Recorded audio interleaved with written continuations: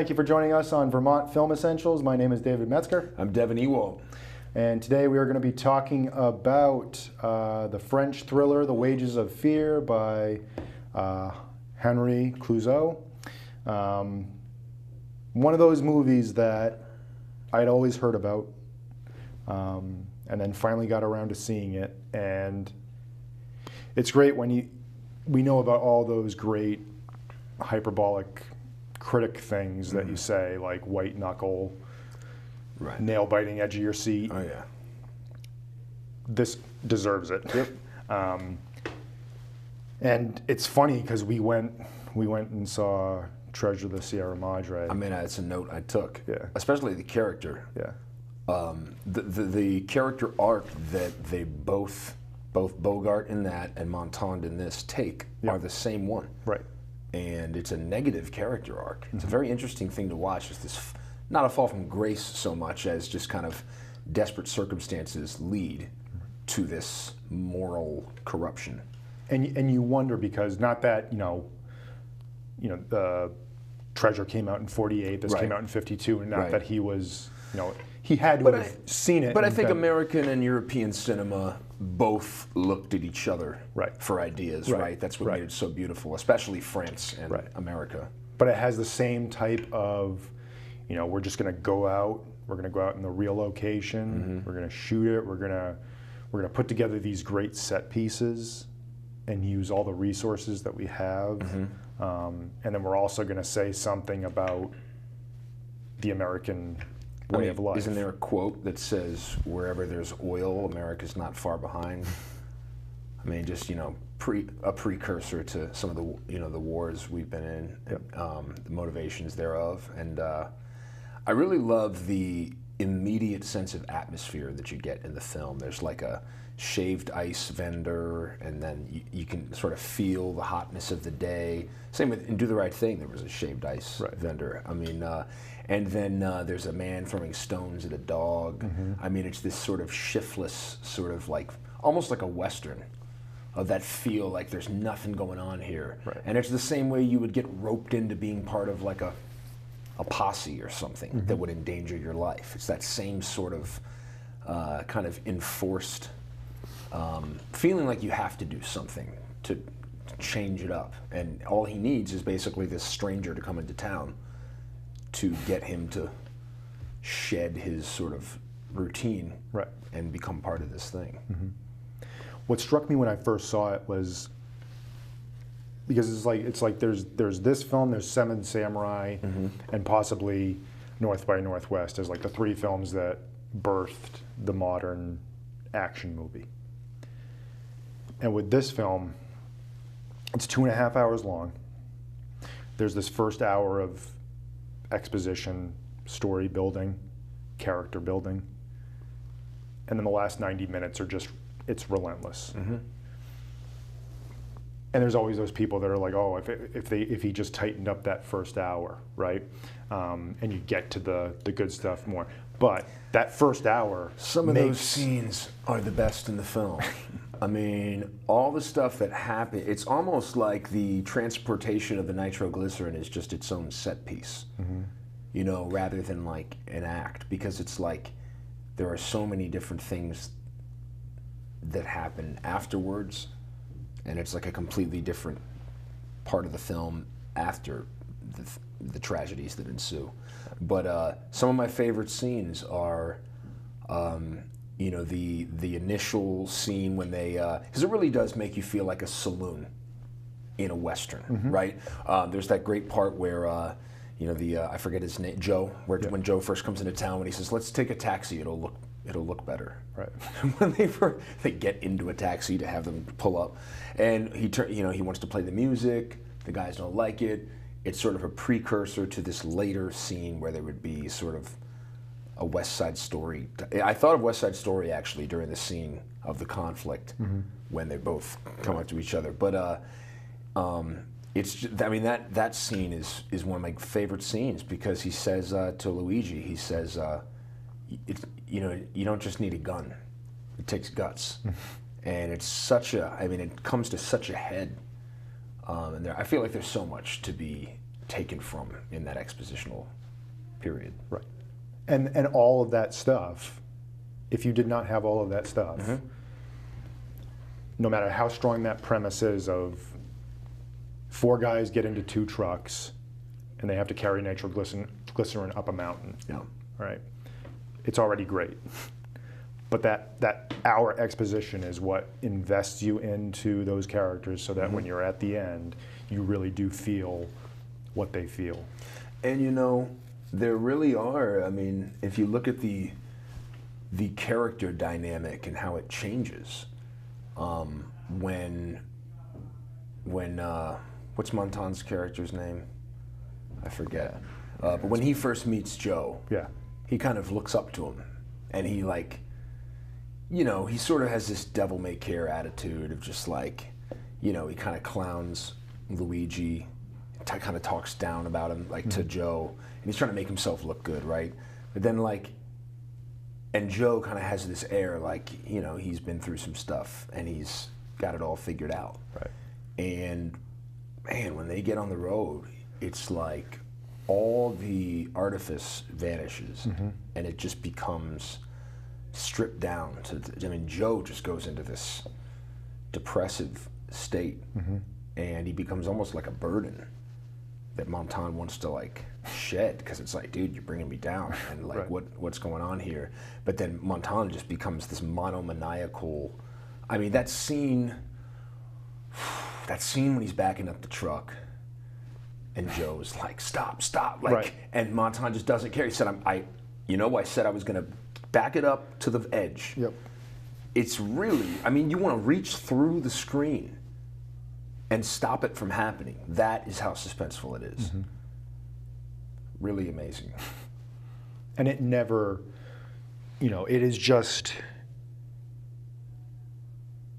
he really is a master of the set piece, because it is just one thing after the other, in that great way of how you build suspense, because he's as much of a master of it as Hitchcock was. You know, you feel like he was probably like, you know, looking at all the stuff that Hitchcock was doing, and he was just like, oh man, like he had to have been that healthy competition with him. I would have to say PTA was influenced by the imagery for There Will Be Blood. Absolutely. The burning, the oil.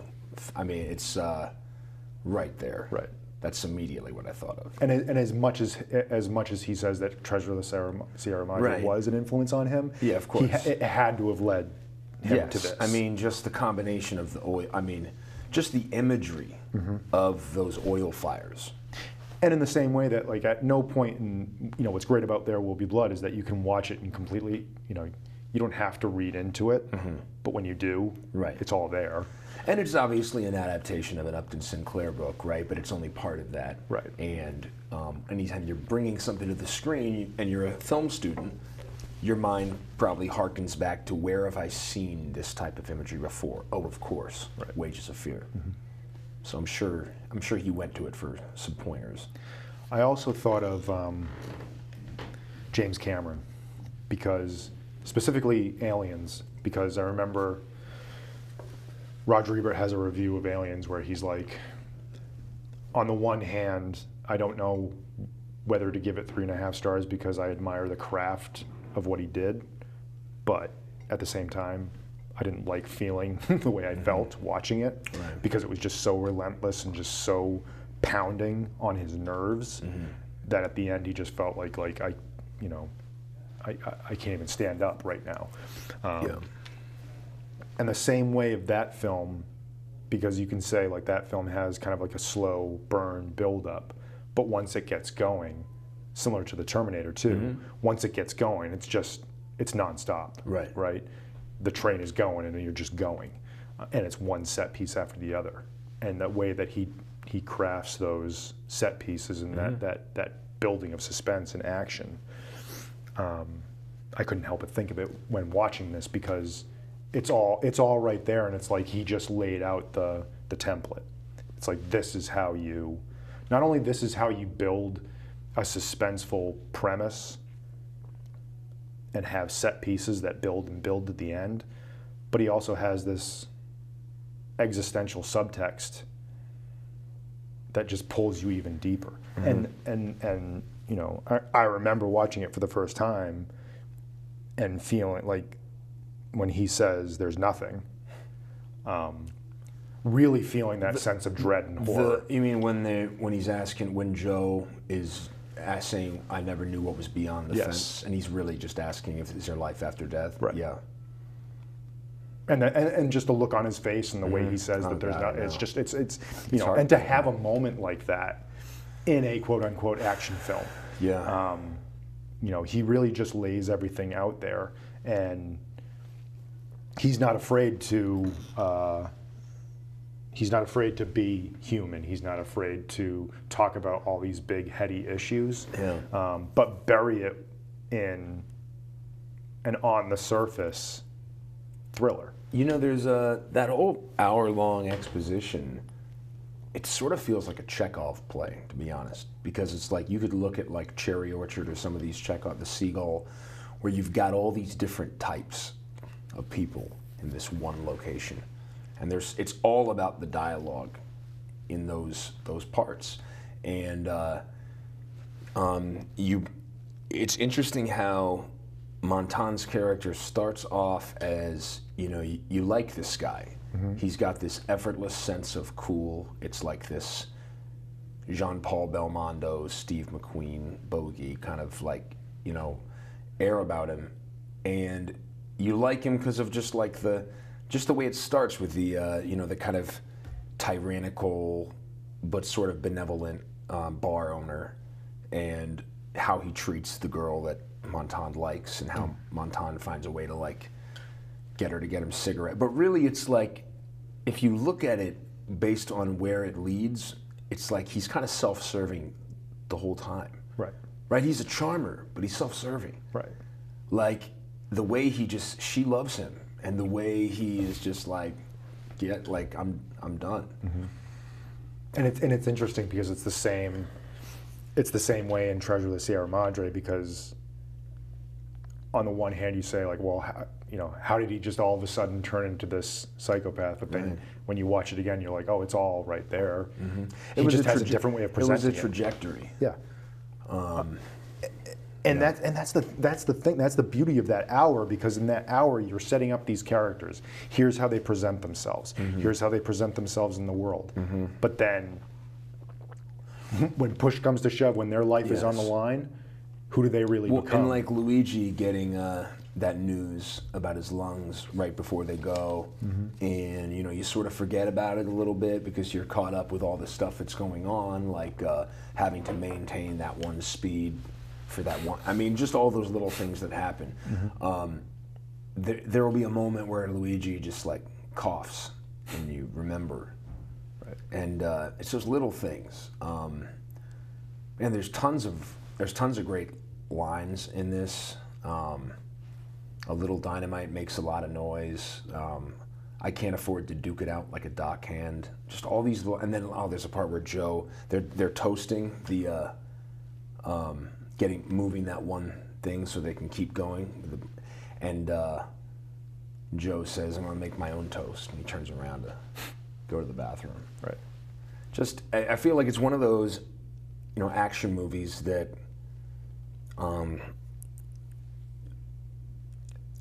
action movies are elevated when they also can have good screenplays, and they actually make you care, and this really nails it. It's one of the prime examples of, you know, we always say like when we're watching action movies, it's like, oh, I wish they cared more about the character, and I don't know why they don't. Right. And then you watch a movie like this, and you're like, okay, but so here, like, you know, don't you see why this works so well? Yeah. And why don't you put just a little bit more effort into it? And some people do, and those are the ones that you remember and you love. But yeah, I mean, I just don't.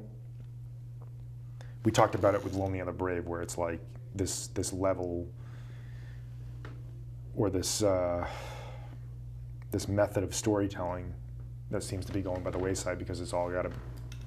How much quicker can we get to them going on the trucks? Right. Right. How can we, you know, can we just, and and they did it, right? Because he has this cut, Right. but then there's another cut where 35 minutes were cut. Right. Right. For the Right. U.S. release. Yes. Yeah. They also cut stuff that was perceivingly denigrating to American oil. Right. When was the first time you saw this? When I was working at World of Video. Yeah. Yeah. They just got talked about so much that I had to. Yeah. It's the same way. Like for the longest time, it was just like everyone brought it up. And then I think I was reading an interview with Alexander Payne where he and Jim Taylor were hired to write Jurassic Park 3. And he said, like, you know, our thought was, can we make it sort of like The Wages of Fear, where they're out in the wilderness and they have these pterodactyl eggs, and that's like the nitroglycerin, and that, you know, they're going through and they can't, you know, they can't let anything happen to that, but that they read it and they were just like, you can't do this. There is a great quote from Pauline Kael. She says, "When you can blow up at any moment, only a fool believes that character determines fate. If this isn't a parable of man's position in the modern world, it's at least an illustration of it." Just such a beautiful way to describe this film, because it sort of levels the playing field of, it doesn't matter what, it's all waiting for all of us. It is that existential sort of umbrella over the whole film that just, and God, it's ending just so dark. And the thing is, if he had learned a little humility from this whole experience and just taken a moment to think about, and which you sort of think is going to happen, right? When he kind of stumbles at the fire, and then he's offered a chauffeur, and he says, says some line about he only drives himself, and if he had just accepted the chauffeur, he'd still be alive. Right. But he gets cocky. He apparently didn't think there was any lesson to be had from making it through that ordeal. He didn't think that maybe I should be, not to be too judgmental, but it's like. And that's dark stuff for 1952. God, you know, it's the same thing with Billy Wilder and Ace in the Hole. It's like, how did you get away with being this dark and prescient and biting? I mean, the film really didn't have a hero. It seemed like it would. Usually there's a protagonist in these types of things, and I actually wish I'd seen Sorcerer, so I could have seen how Friedkin, I don't know who wrote the screenplay of that, of how it was adapted into their story, and to see if there was more of a kind of conventional protagonist. Right. From what I know, because I haven't seen Sorcerer either, and it's one of those weird things. Like, it was always one of those hard to get, hard to find films. Yeah. And then, I don't know, I always kind of felt like it's like, well, you know, its time will come. Yeah. And then there was like one moment where it was like it was finally released on Blu-ray. And I had it in my hands, and I just couldn't bring myself to buy it. Right. But like everything I know about it is that, you know, it pretty much follows this same storyline but in a different way. Modern setting for the time. Yes. Yeah.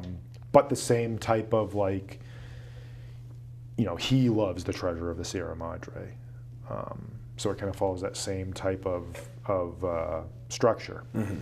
And, you know, there's the Tangerine Dream score that everyone talks about. There's the moment on the bridge that is apparently one of its best set pieces. But yeah, it was such a polarizing film, and I read so many different things that I almost I just wanted to get some distance from it before I do finally see it. But and then when I finally saw this, it was like I don't know if I really ever want to. Well, because it's like the prevailing theme was that why that it wasn't as good as this, right? Right. So I wasn't clamoring to watch it. I tried to make it happen with my Netflix through the mail. I was going to try to time it, but then it was like more worth it to me to watch Stranger Than Paradise on my TV rather than my phone. So it's like a choice. But I'll get to it eventually. But Roy Scheider is the main character, right? And I guess he has that the same type of arrogant American smartass. Mm-hmm. But yeah, I don't know how it shows itself, or if maybe that's the reason why it didn't do so well in the first place, is because he did go that full this is the completely unlikable character and we're going to watch him suffer, or what. But yeah, you don't really have.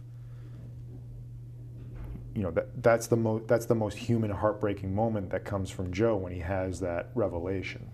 I guess the most likable character is Luigi. I mean, really, it's like, what does he really do that's bad in this movie? He works hard. He's so loyal to his job that it ends up killing him, essentially, or is going to kill him. And I mean, yeah, it's very interesting the way the film is kind of conceived, the dynamic between the characters. And I wonder if he was conscious of it feeling like a Western in that first part. I think so. I mean, it really has all the makings of it. I mean, you can't really you shoot a bar like that, Yeah. You only have one iconic visual element to it. And it's the same thing in Treasure of the Sierra Madre when they have the fight, where it's a fight in a bar, man. It's a saloon.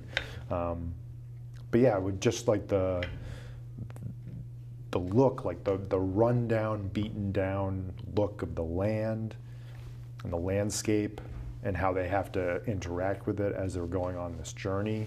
I mean, Western in a different dress, I guess. But yeah, you definitely get those elements to it. I mean, it's interesting because, I think of Do the Right Thing as well, because it's like that hot day. There's this sort of air of like, just, we're gonna go get some pizza, we're gonna go over here or what? Like, I don't know what else to do. Like, there's this, and it sort of leads to this unrest because of just like that feeling of I don't know. It just sort of breeds this dissent eventually that just comes to a head, just from that feeling of kind of. I can't remember if it was hot here, if the heat played a factor. Yeah, to the feeling of like just kind of like unrest and just It always feels like, and I know once they get on the road, it's because of another thing, but it always felt sweaty. Yeah. So yeah, I think that the heat, and then the heat added to the intensity of what they're feeling inside. I mean, again, like we talked about, like what Alex talked about with Fargo, it's like it's not just background, it's not just scenery. Right. It has a psychological feeling and an intention, because all when you're on that road, and any slight jitter could mean the end of your life. Your blood is gonna boil, and your head is gonna beads of sweat, and just added to the South America, right? Yeah. So yeah, just added to the heat of that. I mean, that one character that is shaving while they're driving. He's like, "Why are you shaving?" He goes, my father, before he was hanged, asked to take a shower. It's in my blood. Whatever. I mean, there's just so many great lines, and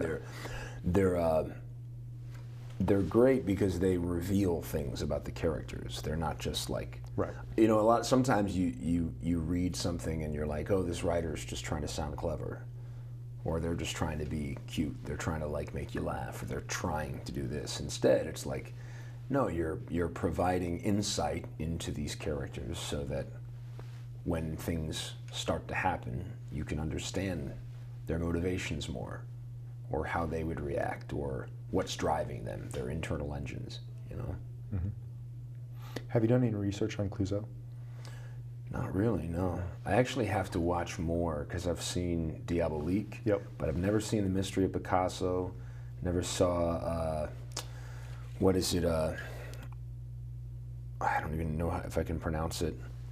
It's a French, I forget what it's called, but there's one that's really revered as well. And then, yeah, he has a short body of work, but it's one that, I mean, just between this and Diabolique, oh, yeah. It's like the man knew how to construct suspense. Mm-hmm. And, you know, for anyone who hasn't seen it, that final moment in Diabolique is, I mean, it's unforgettable. Yeah.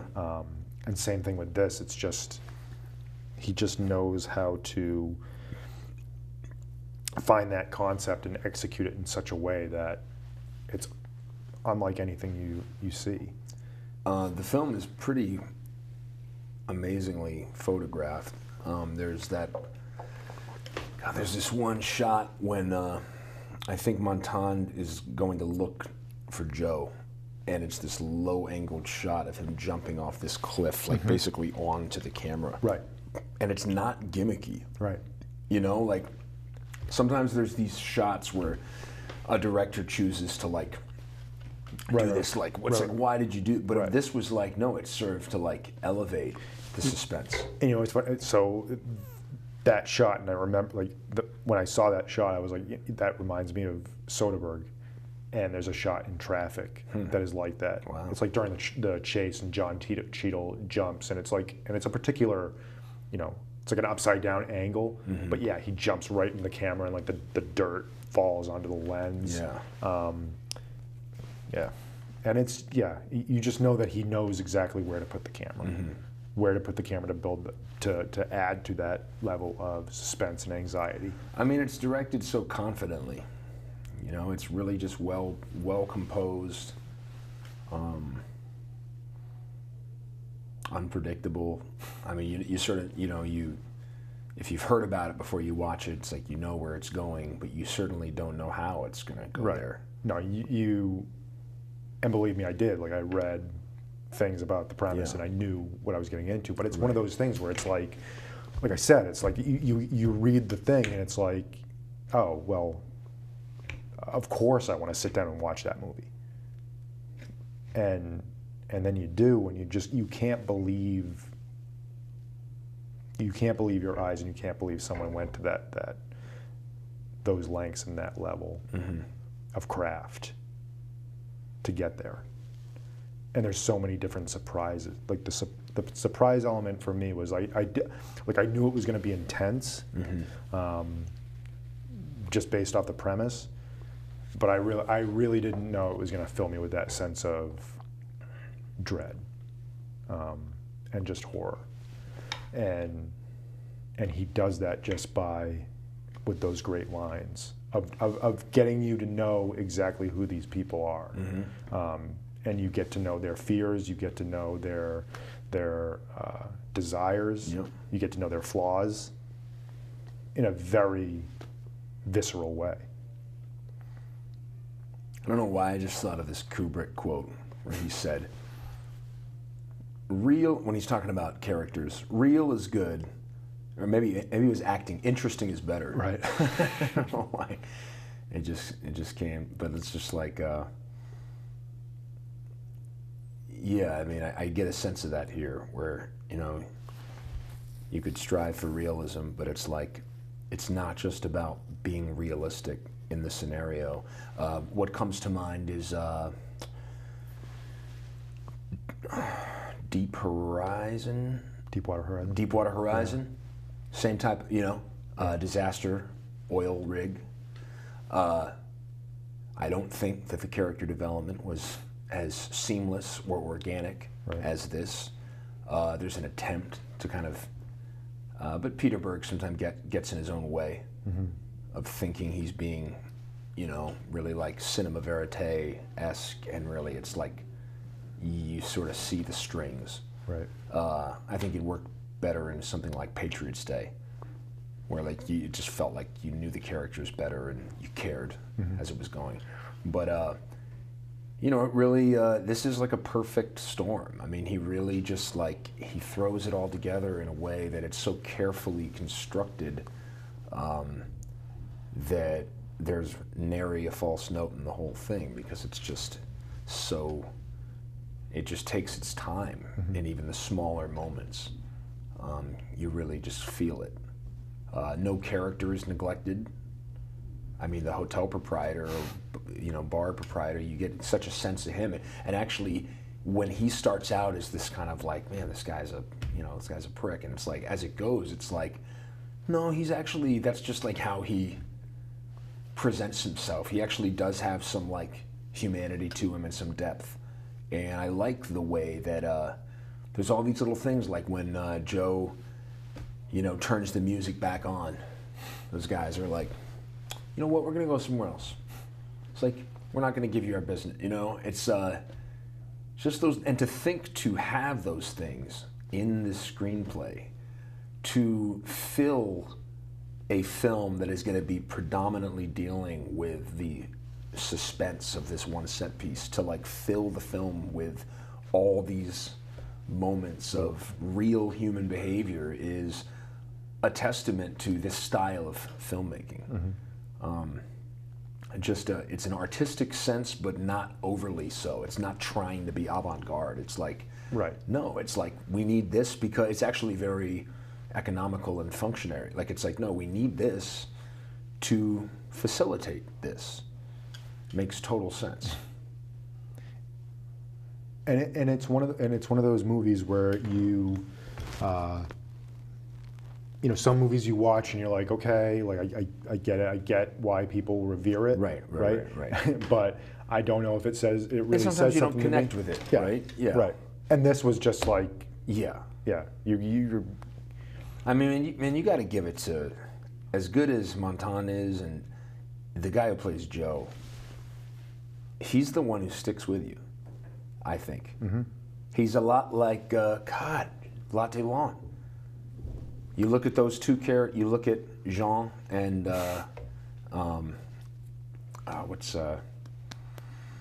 Jules. Yes.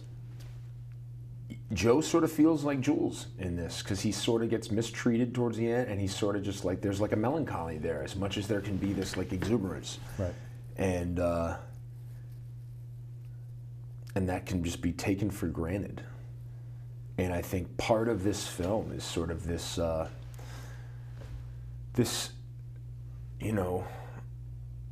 allegory on aging. And, this used to be Joe. Right. Like, if you look at it, like, who knows?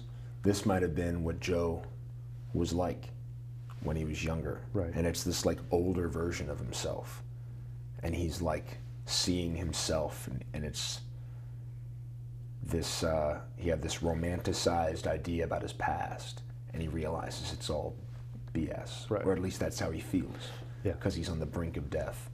And how did he get to this point? I think he's really ruing his decision, and really just actually more, not just the decision, but the need to make that decision. What led to that?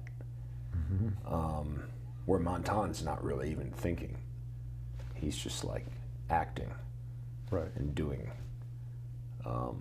So it's almost like four completely different experiences of the same event. How that one event affects. They each have it. One guy's so unperturbed, he's like shaving while it's happening.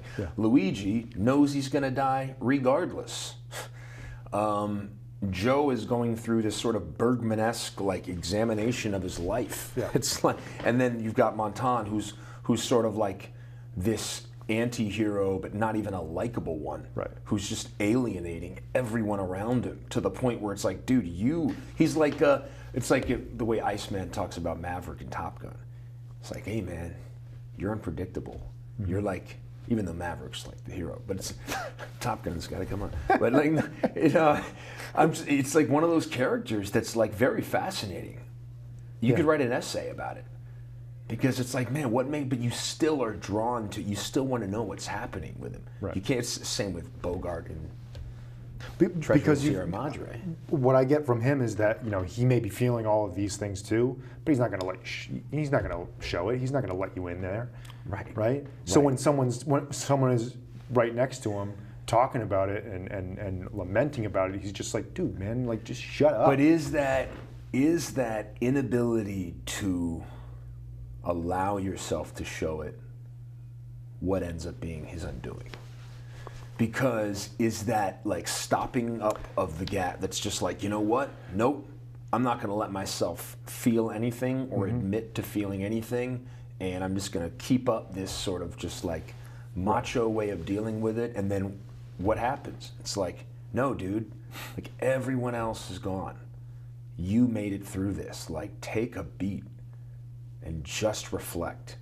It's okay. You can like... And instead, it's just like this hell-bent, like self-destructive path. I mean, it's brilliantly filmed because if you don't remember it's coming, it starts to. You're just like, wait a minute, he's going around these turns like way too fast. And that's the great thing about film as allegory, story as allegory, character as allegory, is that that's pretty much the American character, right? Is that we're on this path.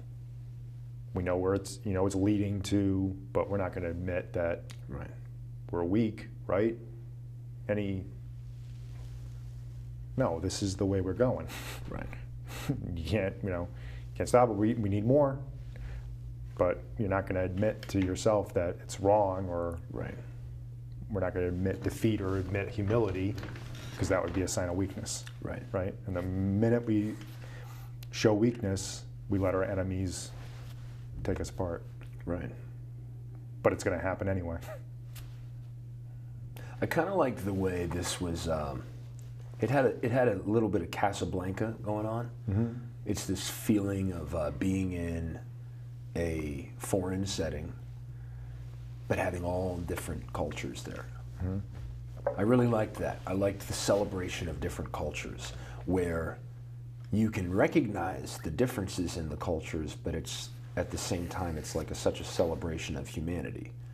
It's like, no, this is this person, this is this person. You're not thinking about where are they from, what are they, right? It's and really effortlessly kind of like that, where you're not really, there's some people are speaking in English, sometimes they're speaking in French, sometimes they're speaking in Italian, right? It's this different, it's really great. Mm-hmm. And that's, kudos to him for because it could have gone the other way, right? Yeah. It could have just been, these type of people and then this type of, and that's it. Right. But he knows more than ever that if this is going to be an allegory for the whole world, I gotta, I gotta show the whole world. And I feel like that's what those types of places were like, whether it's Tangiers in Casablanca, yep, or this, where it's like, no, the people would come from all over just to kind of get away from where they were at or escape things, and that's what's great about these films sometimes becoming like a purgatory. Where there's these way stations. I wish I could remember what it was. There's a film noir with Robert Mitchum that's really great. That's I can't remember what it's called now, but it's like a similar situation of escaping this one situation and going to stay at this place that's recommended to him, like some islands, and there's just all these characters from different. I mean, it's a great setup Right. for. I mean, Hateful Eight is in essence that same type of thing. Reservoir Dogs. You could actually see the influence on Tarantino of a lot of different directors from some of his setups, like Kurosawa. Like you think of Rashomon and stuff like that, where it's just it allows for so many different things to be accomplished story-wise, because it's an illusion. It seems like this sort of less is more simplified, one location, but so many different things are being conducted in that setting that it allows for a lot of character progression and almost invisible plot development, Right. where you don't realize by invoking so much of different kinds of vibes in the atmosphere, you're actually you're enhancing the plot without people really even knowing it. Right. And that's the magic of it, is like how subtle you can be about it, Right. or how invisible you can be about it. Right. That It's like the antithesis to what we were talking about of the modern way of let's get straight to right. the point. And that's not always the best way to do it. Right. Because I mean, let's look at if you compared a film to a night in the bedroom. You know what I mean? It's like, is that going to be what's a better thing there? It's like, are you going to build up to it, or no? It's just straight to the. I don't know. It's just, I'm just saying. It's like, you can look at it both ways. And you got to have some build up. It's got to, it just makes the main attraction that much better. better. So, yeah, I mean, and the contrast of light and dark, the lighting in this, beautiful to watch. Shades of film noir. Because and the choice to have it in black and white, Yep. is really strong. I mean, anytime you're dealing with oil, I think it's a good move to have it be in black and white. Just I think it was not necessarily in every case, Right. but in this, I think it was just something about the costume design, the feel of it really benefited from it being in black and white. Right. Or at least because even in the case of There Will Be Blood, he knew enough to. It's like they're gonna have pops of color everywhere. Like it's gonna be very subdued, and it's gonna be the browns and the. And in that case, there is something about seeing surging clouds of flame that's very, that hits you. Right. Tarkovsky and The Sacrifice. I mean, it's like there's a reason Tarkovsky shot a bunch of his films in color, because there is a certain garishness that you can contrast with grimness. Yep. And it's like, it works both ways, But there's also a great sense that there's a great there's a naturalism to this movie, and the way that it's shot, because there's not a lot of there's not a lot of show-offy stuff. Right. Even if you can point to camera angles that are a little askew, they're there for a purpose. It's not there to just be look how cool I'm being with this angle. Right. But that it had to be shot on location. I think there's much stage work on here, if there is any, possibly in the interiors in the beginning, but that sense of being out there with them in that particular place, and you feel it, and you feel it in the you feel it in the background, you feel it in the foreground. We haven't talked about the music at all, but Georges Auric, besides having quite an impressive list of films, A Nous la Liberté, Blood of a Poet, Beauty and the Beast, Orpheus, Roman Holiday, and Rafifi, he scored The Innocents. Wow. As well. It's interesting. I don't necessarily this isn't a film where I think about what the music was like after, but I feel like it was very kind of seamlessly incorporated into the fabric of the film. Right. You absolutely know that it was there and that it added to. But it doesn't have feel. a trademark Yeah, score where you're thinking about, that score after being like Godfather or whatever you want to, yeah. I feel like all the technical aspects to the film were like that, where they just, it seems like not something you necessarily notice one over the other. It just all works so well together as a whole.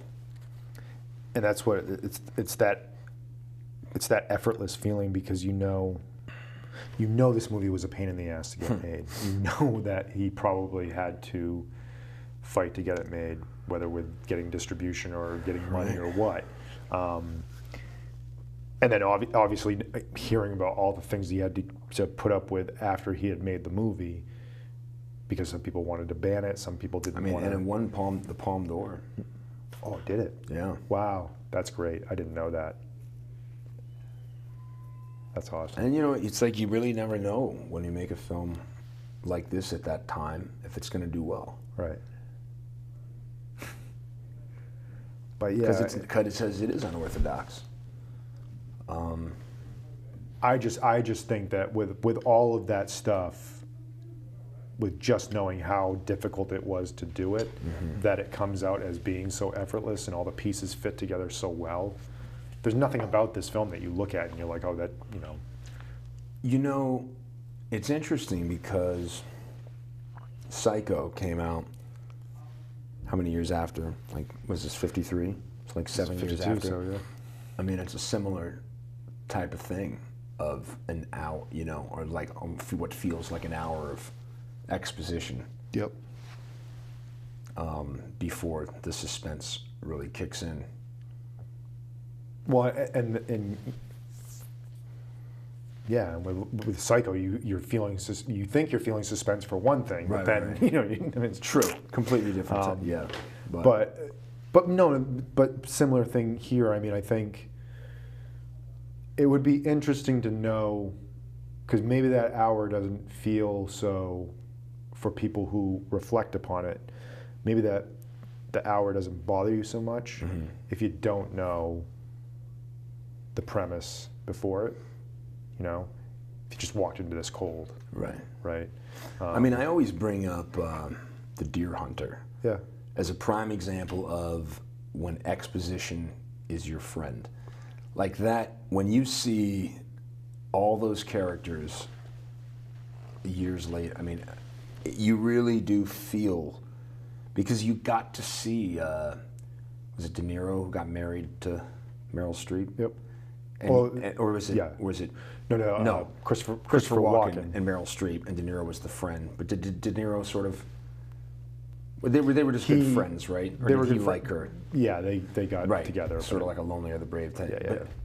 But I mean, if you don't, by making those characters three-dimensional and telling that story the way they did, I mean, when everything goes to, complete hell, it really affects you, right? Because you feel like you know these people, and and with The Deer Hunter, because that's another one where people try to have this revisionist history of it's like, oh, they just cut down that wedding scene, or that wedding scene is so damn long, right?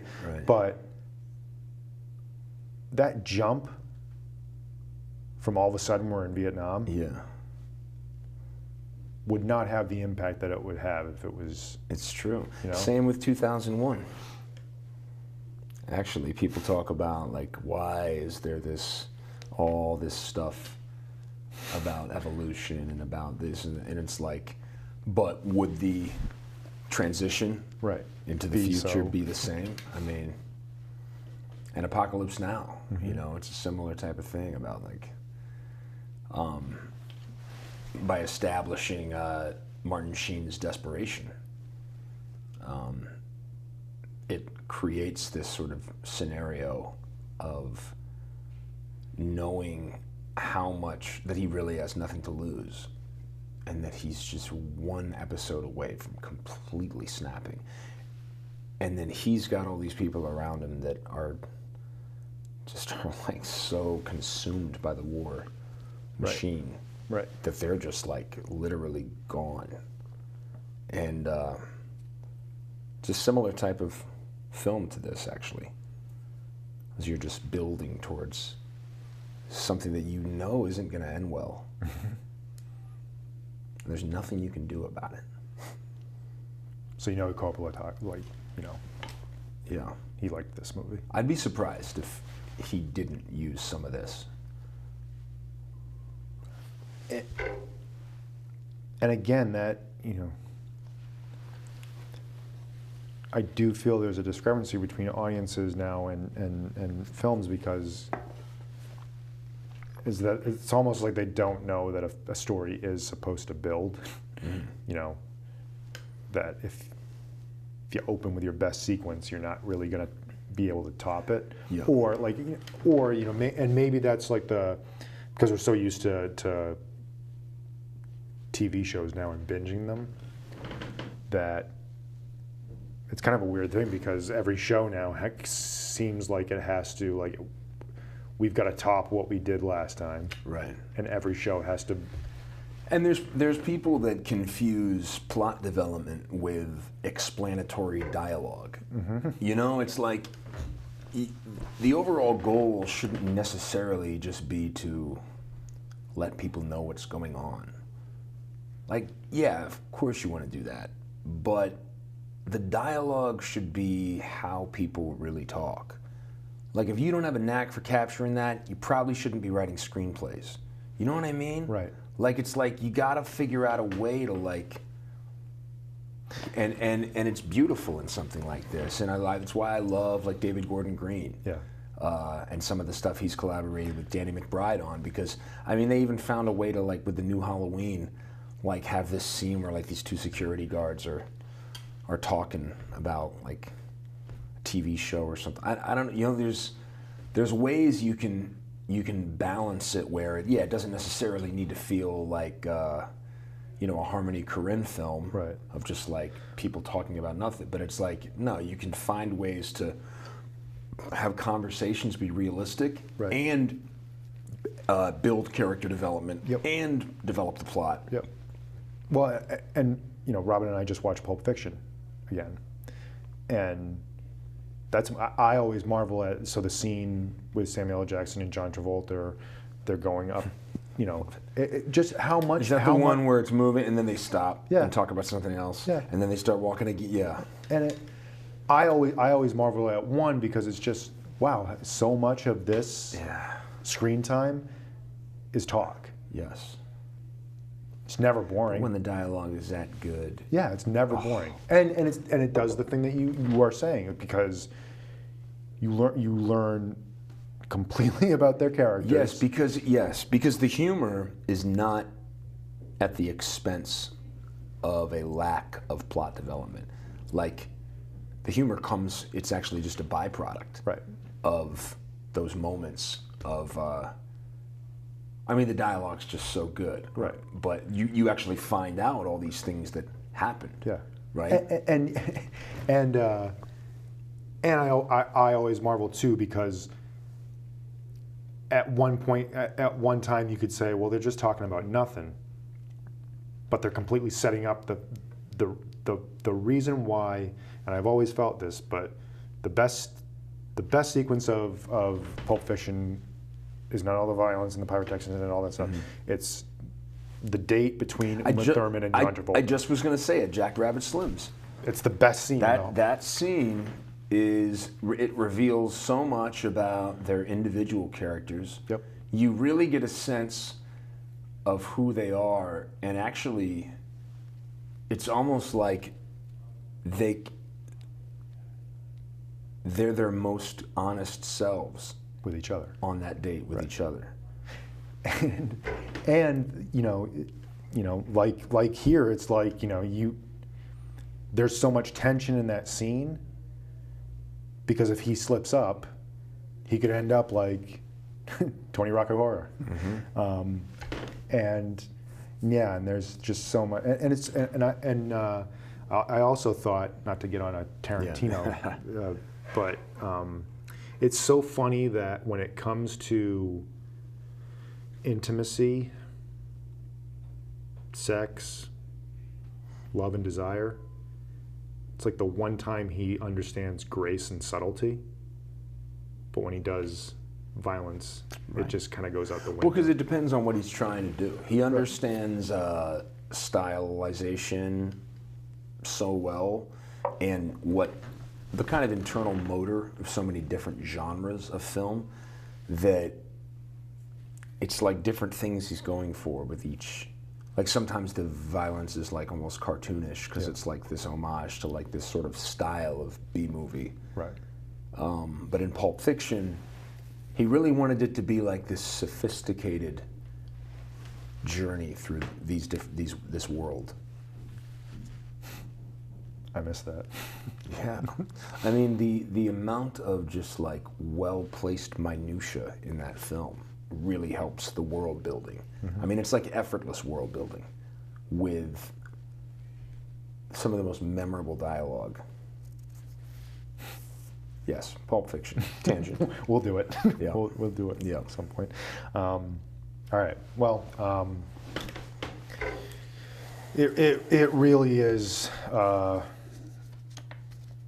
If there's ever going to be a movie that you watch that's going to be a thriller that's going to, I mean, it floors you, man. Like you really are on this journey with them, and it really is like unlike any other film that you're ever going to see, and it's weird that not a lot of people know about it, or not a lot of people have seen it. Right. You know, I kind of had a couple conversations over the course of the past 2 weeks, and I will say the name of the movie, get nothing. But then when I say, like, you know, it's about 4 people that go on, you know, they drive trucks of nitroglycerin up the mountain, right? It's not hard to sell the plot to someone, right? But every time it's like either I get like, you know, oh, I think I've heard of that movie, or wow, that sounds great. And you know, it's been on Criterion for Ever. a long time. Yeah. And I would imagine that's how it was introduced to a lot of different people. But another great moment I love is, I think it's, I don't know if it's Luigi or Joe who has the handkerchief. I think it's Luigi. Yeah. And he has to use it to, does he have to like leave it on the ground to signal them or something? Right. But, or I forget what it is, and he's a new handkerchief. And he says, oh, it's new. And he's like, and he blows his nose. He goes, well, at least I got to use it once. And it actually serves as this kind of, I mean, really sad kind of existential kind of moment of like realizing that, I don't know, what could just be this like funny bit is actually, there's more weight to it. Because it's like,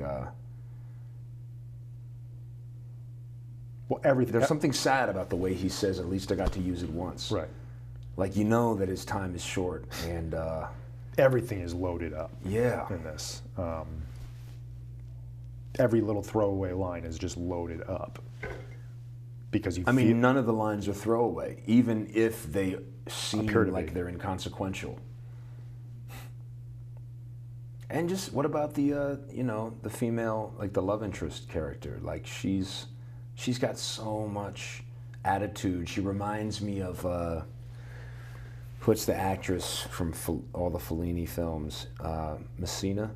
Yeah. Is it Giulietta Messina? Giulietta Messina. She reminds me of her a little bit. She's got this kind of like unruly, like, you know, she's not taking any crap off anybody. Right. And it really reveals a lot about Montan's character, that he can't just see what he has. And that he's just so self-destructive. Yeah. Because again, And that I would mean, be. she's running alongside the truck. She's like, stop, don't go. He basically like pushes the door, right? He pushes her off the door, she falls. He keeps driving.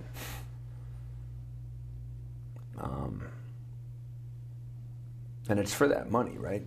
I mean, it's not, you know, maybe there's the allure of like the danger of what he's doing, but the main motivation is the things he'll be able to do with the money. Right. How much easier it'll get when he has that money. You know, there's this line a rapper said that I posted today. I think it was J Live, and he said they want us to think we bleed green instead of red. And it's just that, you know, it's that that feeling of like, oh, I've got to do this in order to feel better about myself, in order to get out of my situation. And you're endangering your life in a way that is unnecessary. Although, I guess we hadn't really examined the idea that they're doing this in order to like stop this disaster, right? Right. So really, it's actually a very heroic endeavor. I don't know if that's really like, it's not played up in the movie. But, and that's for the thing, a reason. Right? And that's the It thing. could have been positioned as this patriotic music. Right. Of like, if John Milius had done this, it would have been like, dun, dun, dun, dun. Right. But that's the thing. It's like, you know, because he knows, he's like, none of them are doing it thinking about the lives they're saving by doing it. Right. They're thinking about how their best interests are being served. Because you sort of have to remind yourself that it's to help people. But then also, as you know, it's, you know, that company. Right. You know, it's not going to be us that going to go up that mountain. Mm-hmm. You know, we got to get a couple of suckers. Exactly. Yeah. It's a good damn movie. Yeah. But no, it's been on the list for a long time, and it's always kind of pushed aside. So I'm really glad that we got to sit down and talk about it. So Clouzot, Wages of Fear. If you haven't seen it, get right out and see it. You will never forget it. And it's one of those premises where it's like, I don't have to sell it too much, just that's what it is, and you're going to get so much more. Next week is Stranger Than Paradise. That's right. Perfect. Jim Jarmusch. First time we've ever talked about him on the show. So I that's can't gonna wait be to talk great. about this movie. Yeah. And revisit it. Yeah. Great character study. Yeah, thank you, Criterion Channel. I've already watched it, and yeah, it was great revisiting it. And I think they also have Down by Law, so I think I'm gonna watch that too. Yeah. I like Down by Law, but Stranger Than Paradise stuck with me a little more. That's what I want to do, because in retrospect, I loved Down by Law better, but now that I've seen Stranger Than Paradise again, I want to watch it again and see what I. Yeah. But yeah. Because that's like his French New Wave film. Yes. Yeah. So. All right, it's going to be great. Yeah. As always, I'm David Metzger. I'm Devon. You all. Take care.